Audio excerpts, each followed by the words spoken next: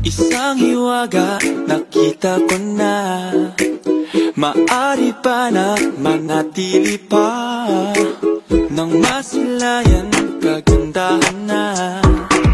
Isang hiwaga nagkakulay na, para bang isang bulalakaw, minsang dadaan sa kalawakan. Sa paghabi-habi ng oras, nagtagpo ang kapalaran. Sa paghabi-habi ng oras, mundo ay kinulayan. Habi-habi na gaya, di makapaniwala.